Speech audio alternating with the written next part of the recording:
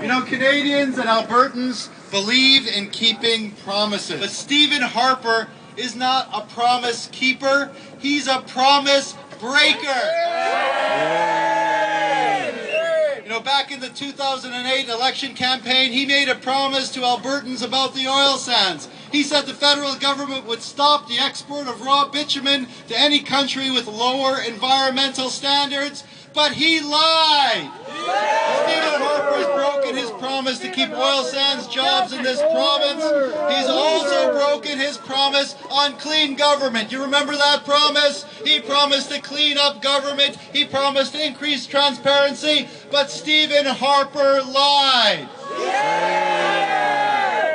And most importantly, about a year ago, Stephen Harper made a promise not only to the labour movement, but to all the people of Canada. He said, you know what, there is a problem with our pension system, and he promised to support the labour movement's proposal for reform, but then he withdrew that promise. Stephen Harper lied.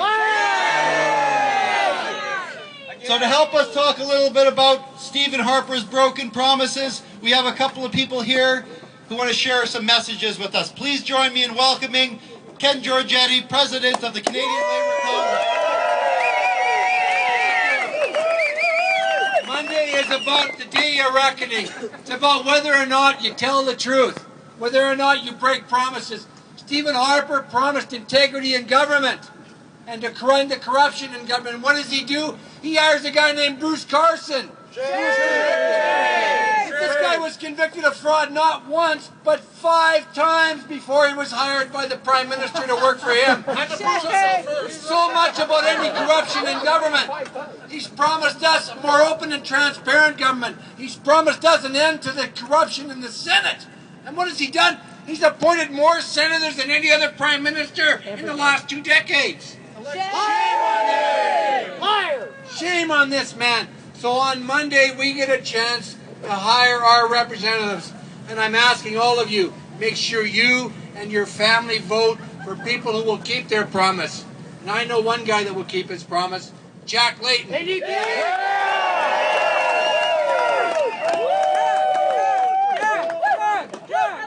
Please also join me in welcoming Paul Moist, President of the Canadian Union of Public Employees. For 5 years, including the last 5 weeks, we've had to listen to Stephen Harper. Well, on Monday, Stephen Harper's going to have to listen to the people of Canada. There's going to be no majority government. And Mr. Harper, he may well be looking at the retirement line. He might need his pension because his day is done. Jim Flaherty came to our Canadian Labour Congress 6 weeks prior to the Finance Ministers' meeting in December last year.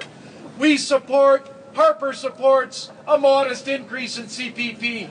6 weeks later, Jim Flaherty and Stephen Harper turn their backs on millions of Canadians. I want to tell you, this guy runs a campaign. I call him our Stepford Prime Minister. I want to tell you, Mr. Harper, here in your hometown, you have turned your back on pension reform, and voters are going to turn their backs on your majority. Let me say to Michael Ignatieff's not going to have a great day on Monday. He wouldn't commit to CPP campaign. He did it 4 weeks ago when he read the tea leaves. And I say, Iggy, I feel bad for you. Too little, too late. There's one politician in Parliament that has supported a guaranteed fund so private sector workers don't get screwed out of their pensions. An increase in the guaranteed income supplement for the poorest of the poor. And an expansion of Canada Pension. And that person is Jumpin' Jack Flash. Jumpin' Jack Flash. Jumpin' Jack Flash. Jumpin' Jack Flash. Sisters and brothers, I want to thank the Alberta Federation of Labour and the Canadian Labour Congress.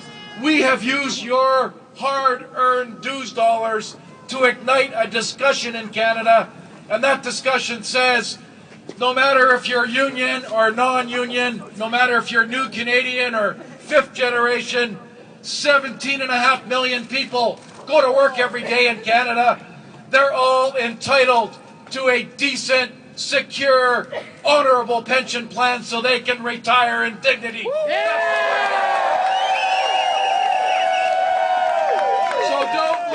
don't let any right-winger tell you that Labor's a narrow interest group or public sector workers have gold-plated pension plans.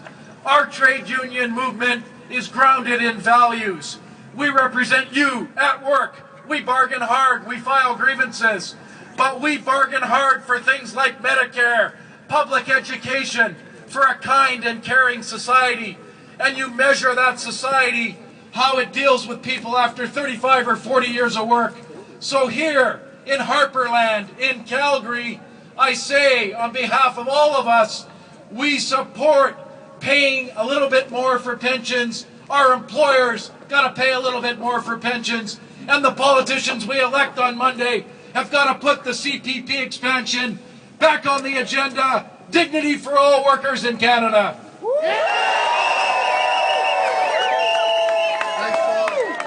Stephen Harper pretends that he speaks for all Albertans, but I got another speaker for you who really does speak for Albertans. Please join me in welcoming Heather Smith, President of the United Nurses of Alberta.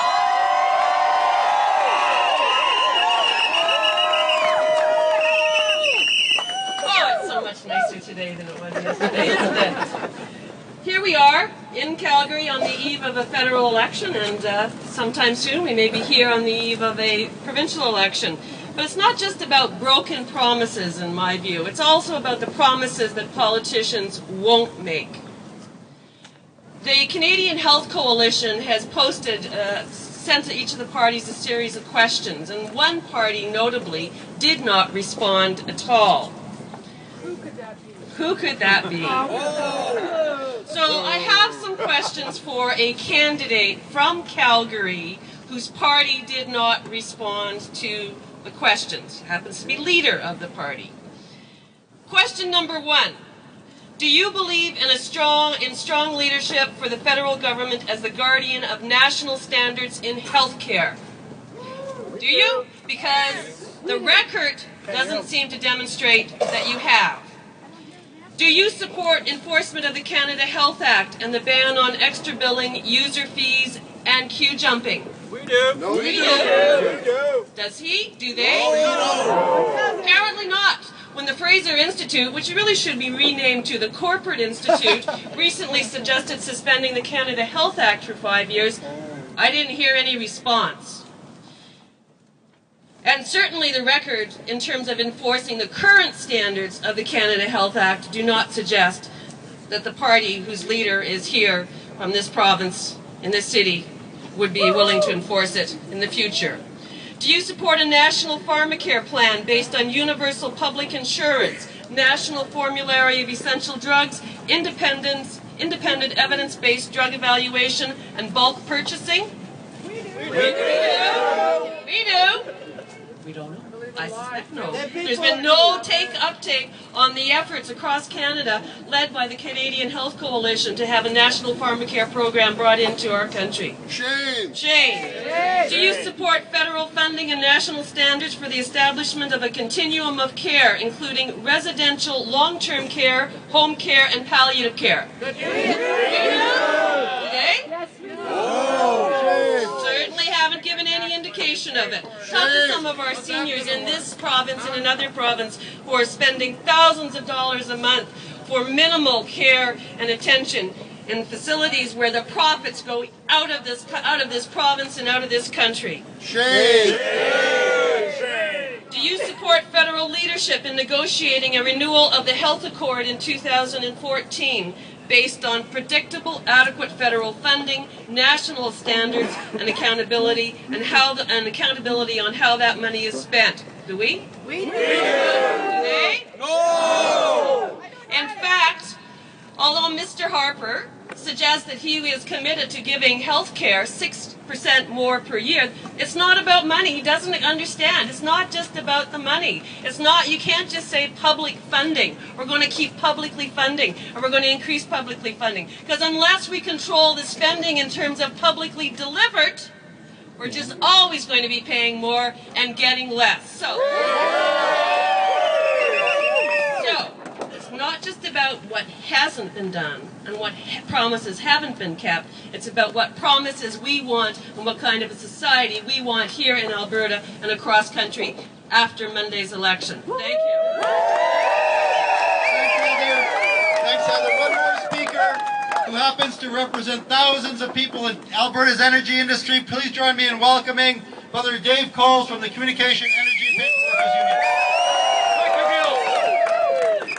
Our story is short.